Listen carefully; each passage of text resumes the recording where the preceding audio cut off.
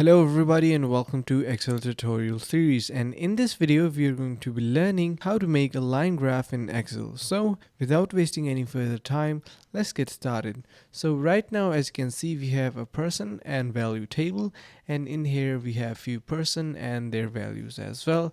And what I'm going to be doing is that adding a line graph for these values. So to get started, you first simply need to select your data set. So select your first value, hold shift on your keyboard and select your last value as well, and now you will be able to see that our set of data is now selected. And from the top left side of your screen, head over to insert. In here you will be able to see that in front of recommended charts you have this insert line or area chart option. Drop down this, and in here you have multiple type of options. Select your first option, which is line, and now you will be able to see that our line chart is now added.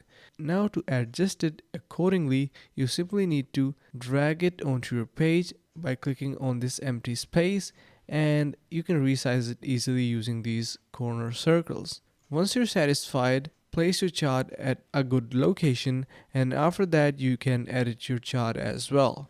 On the top, you can see currently it is saying chart title. Click on that and you can easily change the title to anything that you want. Now once you're satisfied with the title, you can also change the design of your line chart as well. You can see this little paintbrush icon on the right side of your chart. Click on that, and here you have various different options to choose from. You also have some chart filters, and you also have some options related to names. On the top you have this plus icon, so you can add different chart elements onto your chart. So that's pretty much it for how to make a line graph in Excel, and I really hope you learned something new and this video was helpful. If you did so, make sure to subscribe to the channel, like the video and share with your friends. Thanks for watching. See you in the next one.